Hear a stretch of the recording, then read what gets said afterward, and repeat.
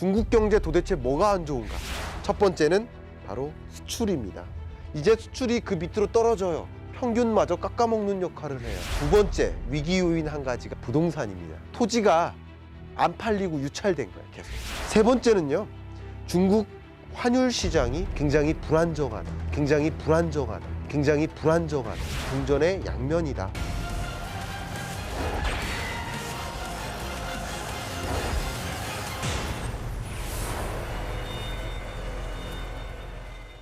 중국을 적극적으로 많이 취재해 보신 경험이 있는 기자 한 분을 모셨습니다.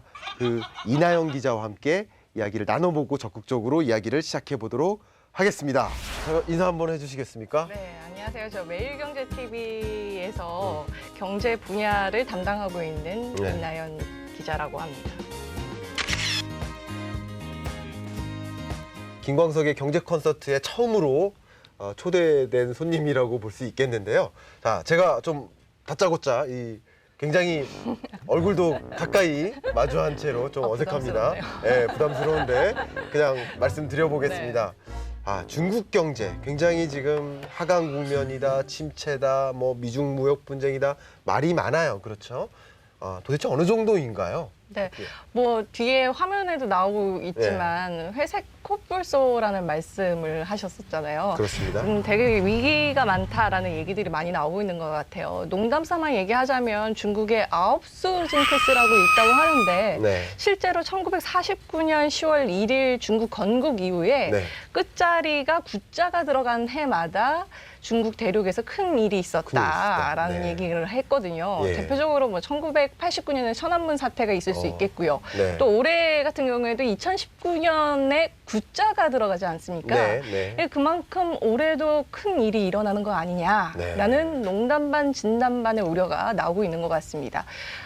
지난 14일이었죠. 그 중국의 세관이라고 할 수 있는 해관 총서에서 지난해 12월 대미 수출량, 중국의 대미 수출량을 얘기를 했는데 미중 무역 전쟁 이후로 굉장히 위기감이 나오고 있고 이 대미 수출량 자체도 2년 만에 가장 큰 폭의 감소세를 나타냈다고 합니다. 그렇습니까? 굉장히 큰 일이 날 수도 있겠다라는 그런 우려가 커지는 시점인데요. 저는 이제 가장 궁금한 것이 어쨌든 취재 기자로서 현지 기업들, 제조기업들의 어떤 수출 압박이라든가 아니면은 해운업계에서 뭐 물동량이 준다든가 그런 여러 가지 압박들이 있을 텐데 현지 기업들의 사정 어떻게 좀 이해하면 좋을까요? 일단은 여러분들도 외신에서 많이 보셨겠지만 정말 중국의 현 상황이 적나라하게 위기다라는 얘기를 할 수 있을 것 같고요. 또 중국 기업들이 지금 많은 공장들이 문을 닫고 있고 또 직원들 자체로도 장기 휴가를 조금 보내고 있는 실정이라고 합니다. 네네. 특히나 뭐 자동차 같은 경우에 지난해 여름부터 판매량이 줄어들기 시작했고 또 스마트폰 시장 같은 경우에도 쪼그라들고 부동산 시장도 부진한 모습을 보이고 있기 때문에 이 덩달아서 중국의 내수 시장마저 부진한 모습을 보이고 있어서 더 우려가 큰 것 같습니다. 그렇습니다. 이렇게 우려가 큰 이런 중국 시장 그리고 산업 어떻게 전개되고 그 중에서 어떤 정말 위험 요인이 정확히 뭐고 기회 요인이 뭔지를 제가 본격적으로 강연을 시작해 보도록 하겠습니다.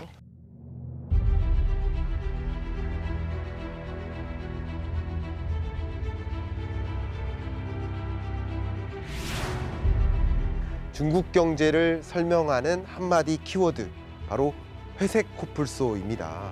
회색 코뿔소를 아주 간략하게 먼저 말씀드려보면 회색 코뿔소라는 단어를 먼저 이야기해 볼게요. 코뿔소는 지상에 있는 동물 중에 몇 번째로 큰 동물이에요? 두 번째로 큰 동물이에요. 코뿔소보다 큰 동물은 딱 하나 있어요. 뭐죠? 코끼리 하나예요. 그러니까 G2의 의미로서 코뿔소는 중국을 상징할 수 있겠어요. 그런데 코뿔소는 원래 무슨 색이다? 원래 회색이다. 원래 회색인 코뿔소가 여기에 나타났어요. 그러니까 예상 가능한 일이 나타난 거야. 만약에 뭐 레드 코뿔소, 아니면 뭐 화이트 코뿔소 이렇게 한다면 예상하지 못했던 일이 벌어진 건데 회색 코뿔소니까 예상했던 일이 벌어진 거예요. 그렇지만 예상했던 일이지만 코뿔소가 요 앞에 나타났어요. 어때요, 기분이? 무섭죠. 굉장히 무서운 일이다. 중국 경제의 위협, 그것을 한마디로 회색 코뿔소라고 한다라고 할 수 있겠습니다. 예상 불가능한 일이었으면 더 위협 요인이었겠지만 이미 몇 년 전부터 예상했던 일인데 그게 요 앞에까지 나타났다. 그래서 중국 경제를 설명하는 그 키워드가 회색 코뿔소다, 이렇게 이해하면 좋겠습니다. 자, 중국 경제를 보여주는 그 중요한 가장 큰 흐름이 바로 이 그래프에서 나옵니다. 이미 제가 지난 시간에 보여드렸지만 중국 경제 성장률이 2012년까지만 해도 보세요. 약 경제 성장률이 14%, 이 정도까지 머물렀어요. 어마어마한 속도죠. 중국 경제 성장률이 2007년 14%를 찍은 이후에 계속 둔화됩니다. 계속 둔화되고 지금 2019년은 6.2%로 전망됩니다. 그런데 더 중요한 요소는 여기서 뭐냐면 이 빨간색은 경제 성장률이고 그 다음에 이 파란색은 수출 증감률인데, 재밌게도 2012년 전까지는 수출 증감률이 경제 성장률보다 높아요, 안 높아요? 높죠. 그러니까 수출 증가 속도가, 수출이 결국 경기를 견인해 왔다, 중국 경제를 견인해 왔다, 이렇게 해석할 수 있겠어요? 이해가시죠? 예를 들어 우리 3학년 8반, 제가 고등학교 3학년 8반 황원주 선생님, 안녕하십니까? 3학년 8반 나왔는데 우리 반의 평균 성적이 있어요. 85점이에요. 근데 어떤 아이들은 90점, 100점 맞아서 나름 평균 점수를 올리는데 어떤 아이들은 85점 밑에 있어서 평균 성적을 깎아먹죠. 좀 평균 성적 좀 깎아먹지 말라고 막 뭐라고 하시죠, 선생님이. 그런 거예요. 다시 말하면 경제 성장률이라는 평균 지표가 있다 그러면 수출이 나름 경제를 견인해 오는 역할을 하다가 이제 수출이 그 밑으로 떨어져요. 평균마저 깎아먹는 역할을 해요. 그럼 이렇게만 보면 아마도 다른 변수, 뭐예요? 투자나 소비, 이런 내수 변수들은 경제 성장률 위에 있겠죠. 그렇겠죠. 예, 그렇게 경제 체제가 바뀌어 나가는 모습이다. 그냥 요것만 보면 수출은 안 좋구나, 그럼 제조기업도 안 좋겠구나, 이런 상상을 해볼 수 있고, 이것만 본다면. 그리고 반대로 소비 부분은 괜찮을 수도 있겠구나, 이런 생각을 해볼 수가 있겠죠. 그렇죠? 중국 경제를 진단하는데 특히 앞에 어떻게 흘러갈 건지를 먼저 들여다보기 위해서 들여다보는 중요한 변수들, 지표들이 있습니다. 아주 쉽게 말씀드리면 올해 아파트 분양 물량이 얼마나 될까를 전망하려면 어떻게 할 수 있냐면 지금 국토교통부의 건설 인허가 건수가 몇 건이 되는지 보면 돼요. 그러면 분양 물량이 늘어날지 줄어들지를 알 수 있어요. 선행지표라는 거예요. 이런 식으로 과학적으로 그 변수에 선행하는, 그 변수를 가지고 전망해 보는 거예요. 근데 그 경제, 중국 경제를 전망하기 위한 아주 좋은 지표, 제가 수백만 가지 지표들이 있다면 그 중에서 가장 신뢰하는 지표가 OECD 경기 선행지수입니다. OECD 경기 선행지수를 늘 제가 따라오면서 팔로우하면서 분석을 하고 있는데 중국 경제는 계속 꼬꾸라지고 있어요. 반면에 미국은 그래도 위에 있어요. 꼬꾸라지긴 하지만 이것만 보면은 미국보다도 중국이 상대적으로 6개월 후에도 경제가 그렇게 좋지 않겠구나. 어쨌든 중국 경제는 그렇게 좋아 보이지 않는 모습입니다. 그런데 중국 경제 도대체 뭐가 안 좋은가? 첫 번째는 바로 수출입니다. 미중 무역 분쟁이 대표적인 예가 될 수 있겠죠. 한번 보겠습니다. 수출 증가율이 떨어지고 있습니다. 수출 증가율이 마이너스예요. 그러니까 계속 전년보다 수출이 줄어들고 있는 모습이에요. 근데 그 수출 항목 중에 특히 뭐가 주느냐를 봐야 되는데, 그래야 우리가 투자 관점에서 생각해 볼 수 있을 거 아니에요? 가장 많이 주는 그 주요 품목들을 보면은요, 보세요. 화학 제품이 많이 줍니다. 화학 제품은 아예 전 분기보다 계속 줄어들고 있어요. 마이너스예요. 그리고 그 밖에 전자제품이라든가 자동차라든가 기계, 이런 품목의 수출 증가율도 둔화되고 있습니다. 이런 것들이 사실은 그전까지만 해도 중국의 수출을 견인해 오던 역할이었는데 얘네가 주력 수출 품목들이 계속 둔화되면서 중국의 수출 경기가 둔화되는 모습이다. 이렇게 이해해 보면 좋겠죠. 어쨌든 이런 제품들을 중심으로 많이 수출 경기가 위축되고 있다. 근데 이런 품목들이 대부분 어떤 품목들이냐면 미중 무역 분쟁에서 25% 관세를 부과한 대표적인 품목들이 이런 품목들입니다. 여러분 생각해 보세요. 관세를 그냥 아주 쉽게 생각해 보면 관세는 뭐냐면 수입을 해요. 자, 이 리모컨을 수입합니다. 계속 리모컨이 얘가 되는 거예요. 리모컨을 수입합니다. 원래 100원에 수입해요. 근데 관세를 만약에 100%를 때린다. 그러면 이게 100원에 수입되다가 200원이 되는 거예요. 근데 대부분의 경쟁 제품들이 이 리모컨이 한두 개가 아닐 거 아니에요. 우리나라에서 생산되는 리모컨도 있고 미국이 아닌 다른 여러 나라에서 생산해서 수출하는 여러 리모컨들이 있을 텐데 대부분의 가격들은 100원에서 110원, 120원 사이에 머물러요. 근데 이게 100원일 때는 경쟁력이 있었는데 200원이 되면 경쟁력이 있어요, 없어요? 이게 팔려요, 안 팔려요? 그게 무역 분쟁입니다. 그러니까 나 미국 너네 제품 수입 안 할래. 미국이 뭐 한 거예요? 관세를 25% 때리는 거예요. 그럼 중국발 수출 품목들에 대해서 25%의 관세가 부과되니까 가격이 상승하는 거예요. 가격이 상승하니까 경쟁력이 떨어지죠. 그래? 그럼 중국은 뭐예요? 그래? 그럼 나도 니네 거 수입 안 해. 예를 들어 대표적인 것이 대두예요. 대두 수입 안 할래. 25% 관세가 부과돼요. 그럼 만두 만들고 뭐 사료용으로 대두 수입해서 예를 들어 닭 모이 주고 돼지 키우고 예를 들어 그렇다고 해봐요. 근데 사료값이 늘어나요. 그러면 미국으로부터 수입할 수 있어요, 없어요? 없어요. 수입 물량 줄어드는 거예요. 대신 아마도 주변 다른 국가 아니면 내수용 대두 이런 것들로 대체하겠죠. 왜냐하면 100원인 거가 125원이 되니까 110원, 120원짜리를 찾겠죠. 그렇게 바뀌는 겁니다. 그리고 중국의 물가도 올라가겠죠. 그런 영향 요인들이 있어요. 어쨌든 이런 품목들이 주로 미중 무역 분쟁의 증거다라는 거예요. 이런 것들이 앞으로는 더 안 좋을 수 있겠구나 이런 생각을 해볼 수 있겠습니다. 그럼 수출이 둔화되면 가장 걱정되는 게 뭐예요? 해운 물동량도 줄어들고요. 그럼 해운 업계도 어렵겠죠. 또 중요한 것은 이런 제품들을 생산하는 어떤 기업들, 제조기업들 또 굉장히 경기가 안 좋아지겠죠. 주가도 흔들릴 수 있습니다. 그러니까 이런 어떤 품목들이 정말 경기가 위축되는지를 모니터링할 필요가 있겠다라는 것을 말씀드립니다. 다음 두 번째 이야기를 하겠습니다. 우리나라만의 문제가 아니고요. 중국은 더 심각합니다. 중국에서 두 번째 위기 요인 한 가지가 뭐냐면 바로 부동산입니다. 주택 경기예요. 보시는 것처럼 주택 판매 면적 자체가 어때요? 그러니까 주택 판매의 개수, 호로 몇 호가 늘었냐 줄었냐로 판단할 수도 있고 주택 판매 면적을 기준으로 할 수도 있어요. 지표는 여러 가지 있습니다. 어쨌든 주택 판매 면적을 보면 2017년에서 18년까지 확 줄었죠. 확 줄었습니다. 판매 면적이.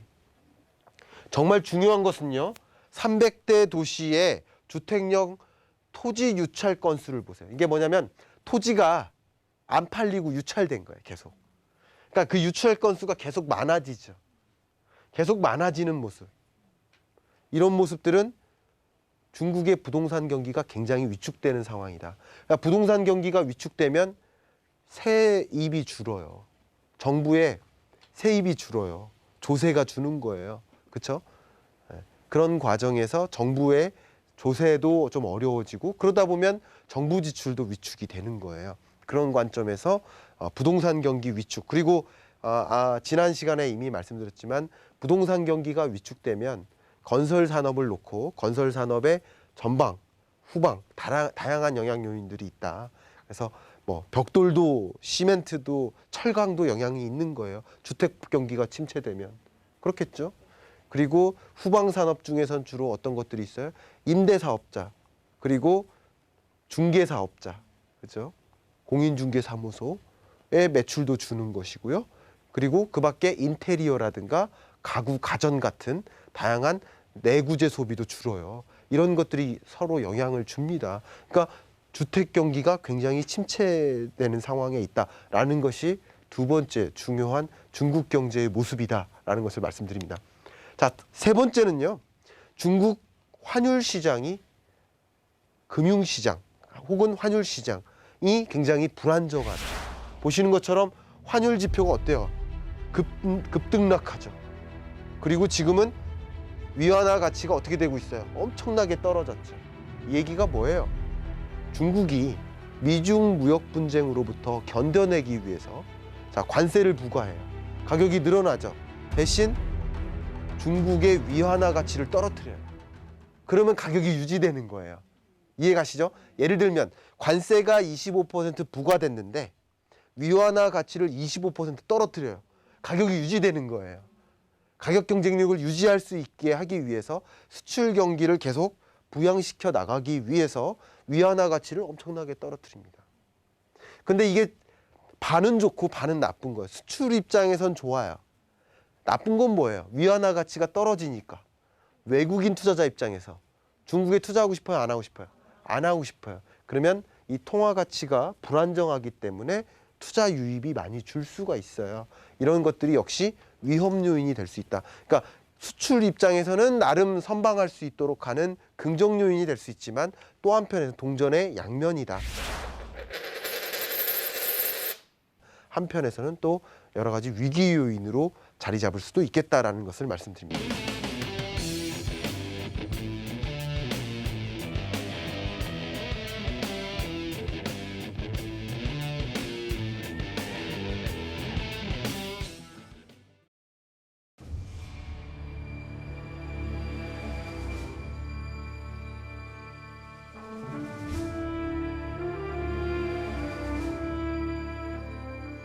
중국 경제에서 정말 대표적인 그 키워드가 뭐냐면 전환입니다. 전환. 뭐 어떤 전환? 수출 중심, 대외 의존도를 높이는 그런 대외 의존도가 높은 나라에서 대외 의존도를 줄여나가는 나라로 전환이에요. 그럼 대외 의존도를 줄인다는 얘기는 대신 뭐를 늘린다는 거예요? 내수를 늘리는 거예요. 내수. 다시 말하면 선진국화하겠다는 거예요. 선진국화. 선진국들은 전체 GDP에서 소비가 차지하는 비중이 한 70% 됩니다. 미국은 70%예요. 일본은 한 65%, 우리나라는 한 60% 뭐 이 정도 돼요. 선진국들은 소비가 차지하는 비중이 높아요. 근데 중국 경제, 이런 신흥국 경제에서는 수출이 차지하는 비중이 더 높겠죠. 상대적으로. 예, 그런 거예요. 대외 의존도가 높냐? 내수 의존도가 높냐 이런 것을 구분할 수가 있는데 내수 중심으로 바꿔가고 있습니다. 그럼 내수 중심으로 바꿔간다는 얘기는 선진국화하겠다, 구매의 여력을 높이겠다라는 건데 그 대표적인 역할 한번 보겠습니다. 물론 소매 판매액이 증가 속도가 많이 줄어든 건 사실이에요. 그렇죠? 많이 줄어들었어요. 그러나 9.0%를 어떻게 해석할 것이냐? 중국 경제 성장률이 6%다라고 보면 9.0%의 소매 판매액 증가 속도는 여전히 경제를 견인하는 역할을 하는구나 이렇게 생각해 볼 수 있겠어요. 그런 측면에서 여전히 이것은 긍정적이다 이렇게 볼 수 있고요. 중국 경제가 소비를 활성화시키기 위해서, 소비 여력을 증대시키기 위해서 뭐를 열심히 육성시키냐면 보시는 것처럼 인터넷 쇼핑을 권장합니다. 실제로 인터넷 쇼핑의 증가 속도 보세요. 어마어마합니다. 몇 퍼센트? 25%. 인터넷 쇼핑 증가 속도가 계속 전년 동월 대비 25%. 이 정도가 늘어요. 정말 많이 느는 거죠. 우리가 항상 이런 것을 비교하는 잣대는 그 나라의 경제 성장률과 비교하면 좋습니다. 근데 인터넷 쇼핑 증가 속도가 지금 경제 성장률 6%보다도 훨씬 높잖아요. 이게 소비를 견인하는 그런 장치다. 그리고 우리나라처럼 오히려 우리나라보다 더 핀테크는 앞서가 있다라고 표현을 하고 있잖아요. QR코드로 찍어서 바로 즉석해서 결제할 수 있다든가 현금 없는 사회로의 진입이라든가 이런 여러 가지 과정 하에서 인터넷 쇼핑에 대한 의존도가 더 늘어나고 있습니다. 특히 인터넷 쇼핑도 온라인 쇼핑과 모바일 쇼핑으로 구분할 수 있는데 우리나라도 이미 2015, 16년 동안 온라인 쇼핑보다 모바일 쇼핑이 더 많아졌어요. 50%를 초과했어요. 모바일로 쇼핑을 하는 시대죠. 이제 PC로 쇼핑하기보다는 그렇게 패러다임이 변화해 나가고 있다. 그러면 인터넷 쇼핑몰 분야, 라든가 인터넷 쇼핑몰 비즈니스를 키우는 기업이라든가 인터넷 쇼핑몰을 중심으로 판매를 잘하고 있는 그런 제조사들, 수출 기업들 이런 기업들에 대한 관심 가져갈 필요가 있겠다라는 것을 강조해서 설명드립니다. 그 밖에도 중국은 열심히 이 소비 여력을 키우기 위해서 노력하는데 개별 소득세라고 하죠. 소득세를 좀 경감시켜서 소비를 증대시킬 수 있는 세제 정책도 그렇게 하고 있어요. 근데 우리나라는 좀 도대체 어디로 흘러갈 것인가? 아마 효과음이 나올지도 몰라요. 또르르 또르르 또르르. 이렇게 중국은 소비를 증진시키기 위해서 적극적으로 뭔가를 하고 있는데 우리나라는 소비가 도대체 살아날 기미가 보일까 좀 많이 걱정됩니다만 어쨌든 소비를 증진시키고 있고 특히 인터넷 쇼핑을 중심으로 소비가 회복되고 있다는 것을 관심 있게 보신다면 그 안에서의 중국 경제의 모습 많이 들여다보실 수 있겠다라는 것을 말씀드립니다. 자, 마지막입니다. 두 번째 기회 요인입니다. 기회 요인 첫 번째가 소비 부문이고요. 두 번째가 바로 외국인 직접 투자입니다. 외국인 직접 투자, 이걸 영어로는 FDI라고 합니다. 조금 어려울 수 있지만 Foreign Direct Investment, 그래서 FDI라고 합니다. 외국인 직접 투자가 보시면 2018년 한 해 외국인 직접 투자 규모가 최고치를 기록했습니다. 역대 최고치입니다. 근데 외국인 직접 투자의 증가 속도, 총액의 증가 속도도 빠르고 그 무엇보다도 중요한 게 뭐냐면 FDI의 제조업 부문에 대한 투자. 다시 말하면 외국 기업들이 중국에 대한 투자를 아끼지 않고 있어요. 아직까지도. 아끼지 않고 있는데 특히 제조업 부문에 대한 투자를 더 증대시키고 있다. 이런 부분에 있어서 굉장히 이 투자 가능성 혹은 기회 이런 면들을 우리가 많이 찾아볼 수 있겠는데요. 이 외국인 직접 투자를 늘리기 위해서 적극적으로 하는 노력들이 굉장히 많습니다. 그 대표적인 거 제가 어려운 용어를 좀 빼겠습니다. 어려운 용어 빼고요. 어쨌든 뭐냐면 외국인이 직접 투자할 수 있는 영역들이 있어요. 그게 60여 가지에 대해서는 이 부분에 대해서는 외국인 직접 투자 안 돼. 예를 들어서 아주 쉽게 생각해 보면 한국의 경우에 야, 외국인은 한국 땅 살 수 없어. 한국 집 살 수 없어. 이렇게 제한할 수 있잖아요. 이런 식으로 외국인 투자를 제한하는 제한 규모가 있어요. 그게 60여 가지, 64가지였나? 4가지였나? 저런 싸가지 없는 놈! 저런 싸가지 없는 놈! 64가지인가요? 이거 편집 알아서 될 겁니다. 약 64개 정도의 투자 제한 품목들이 있습니다. 근데 그 품목들에서 40여 가지로 줄였습니다. 그러니까 어쨌든 60여 가지의 외국인 직접 투자 제한 품목이 있는데 그 중에서 일부를 열어놓은 거예요. 그래서 외국인 직접 투자가 더 활발히 이루어질 수 있도록 결국 내수를 부양시키기 위한 움직임이다.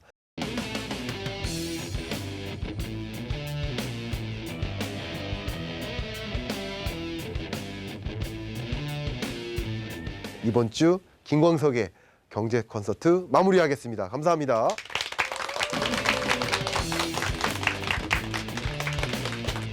본 방송은 투자 판단을 위한 조언일 뿐 투자 결정과 결과에 대한 책임은 투자자 개개인에게 있음을 알려드립니다.